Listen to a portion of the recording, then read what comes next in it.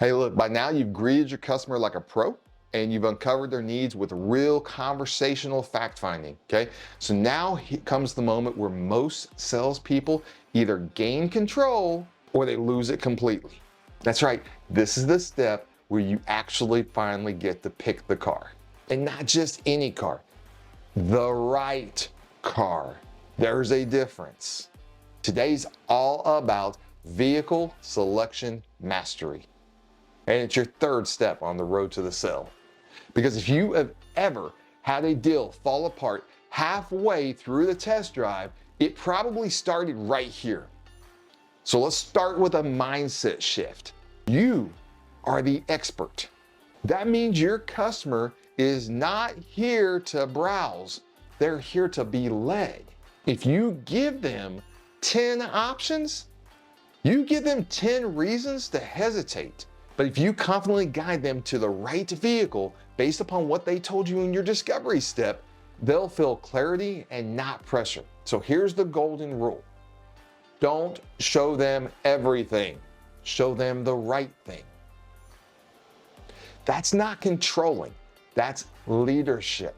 So let's look at what you're really matching here. Okay? Vehicle selection, it's not just about price point and features.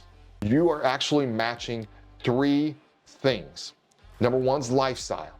Is this vehicle a fit for how they live and drive? Second is the emotional priority. What do they care about this time around? Right? It's always going to be different. What do they care about this time around? Is it safety, space, tech, image? And third is the motivating factor. Why now? What problem are they trying to solve or itch they're trying to scratch? Let me give you an example here of what I'm talking about, okay? If a customer says, we're expecting our second kid and need more room, you don't just show them any old SUV on the lot. You continue asking questions. Remember, why? Listen, based upon what you're telling me, I've got something in mind that's gonna make it a whole lot easier for you. It's got space, safety features, and some smart tech for the little ones. Now you're not just showing a car, you're delivering a solution, and that's where matching comes into play. All right, for the love of God, please, let's avoid the lot wander trap. All right, it's a big mistake. You finish the fact finding and you say, all right, let's go take a look and see what we have. And you either go back to your desk or you go wander the lot. You're giving the customer control. Instead, here's what top performers actually say. Based upon what you told me, I've got two vehicles in mind that I think you're gonna love. Let me grab the keys and then we'll go take a closer look. Boom. You're leading with purpose. Look, this shows confidence, that you listened, and that you're not guessing, you're solving. This is why I tell you that the closing is the easiest part, because if you've listened and you're trying to solve the solution, the close works itself out. It's the difference between a professional and a lot attendant. Now I want you to narrow the choices, okay? Keep narrowing them. Most customers, man, they're overwhelmed by too many options. It's called decision fatigue, and it kills your momentum that you've been building. That's why you never show more than two vehicles at a time, ever. And if you can avoid it, you don't even walk them past vehicles that don't match their criteria. You know, you might be thinking, hey, let me show them a few others just in case. But what you're really doing is you're planting some seeds of uncertainty. Maybe I should wait and come back. Maybe there's something that's better online. And now, instead of closing the deal, you're encouraging the customer to keep shopping. So look, instead, say, let's start with this. It checks all the boxes that you mentioned. If, and it's a big if we need to make an adjustment, man, I got another one in mind for you. Fair enough? Before you show the vehicle, always pre-frame the experience also. I want you to say something like, now before we check this one out, just to recap, you mentioned safety, you mentioned comfort for like those long drives and something stylish, but not too flashy, right? Customer says, yeah, perfect. This one delivers all that. And I'll show you why in just a second. This does two things for you.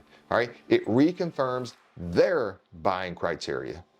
And it sets up your walk around and demo to feel intentional and not rushed. It gives you a chance to show that. So now let's address the elephant in the room. I know there's people out there that's thinking this. What if you don't have the perfect vehicle in stock? Here's what the pros do. Be transparent. Re-anchor their goals and get creative. Try something like, so based upon what you told me, here's what I would typically show you. That exact one isn't in stock right now. Obviously it's popular, but I've got a couple other ones that's really close. And depending on how they feel to you, I can show you exactly how we can make it work for you and get you exactly what you want. This keeps the conversation alive. Instead of saying something like, yeah, that just sold yesterday, I don't have any more. Or, yeah, nope, we don't have that. This keeps that conversation alive. And don't be afraid to show a vehicle that's 90% right if it gives you an opportunity to build value and plant a vision. All right, here's your homework. This week, after every fact-finding session, write down one vehicle that fits what they told you. Practice walking directly to it with purpose and energy, no wandering. And record yourself saying your vehicle selection transition line. Based on what you shared, I've got something I think you'll love. Let's take a look. And look, and a little bonus for you here. You can practice your 2-vehicle backup plan for tight inventory situations. Look, the average salesperson, they show cars. The professional selects solutions. You don't need to be a walking brochure. You need to be a confident guide. And remember, show less, sell more. Get 1% better and win the day.